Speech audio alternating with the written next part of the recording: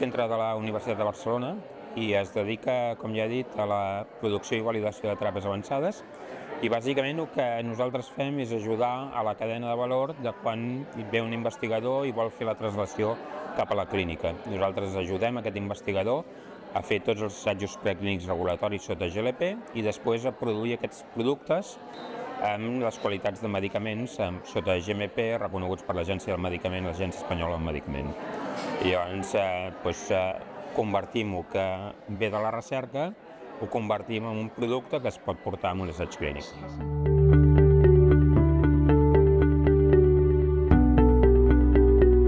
El nostre valor afegit, bàsicament, és evidentment el personal, perquè clar, nosaltres seguim tenint un laboratori d'investigació al Departament de Biomedicina de la Facultat de Medicina i entenem molt bé l'investigador quan ens arriba.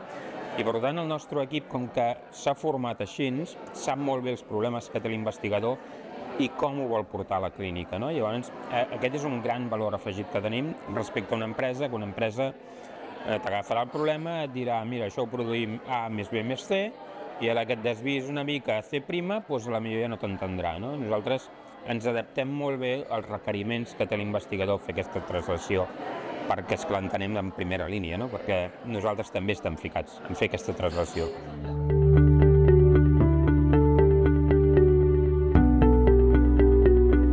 Nosaltres seguim estant ubicats a la Facultat de Medicina, al costat de l'Hospital Clínic, i bàsicament la ubicació en el parc científic és perquè nosaltres vam adquirir una plataforma del parc científic.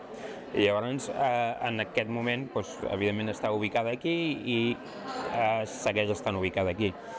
Tot i amb això, nosaltres volíem estar aquí al parc. Volíem estar aquí al parc perquè, evidentment, l'entorn que hi ha en el parc científic, l'entorn que tens al voltant, tota la comunicació, com el dia que avui hem fet, de poder parlar amb un, poder parlar amb l'altre, no només en la nostra tasca de serveis més translacionals, però també hi ha recerca. Nosaltres tenim projectes de col·laboració amb IBEC, tenim projectes de col·laboració amb Manuel Serrano de l'IRB, vull dir que ja tenim projectes de laboratori, per tant, de col·laboració. Per tant, estar en aquest entorn et porta aquesta massa crítica que a vegades a les facultats, que són més monotemàtiques, no la tenim. Aquí tenim una massa crítica molt diversa i amb el que és amb teràpies avançades, que és el que nosaltres sobretot ens afecta, aquesta massa crítica realment aquí la trobem i ens hi trobem molt còmodes.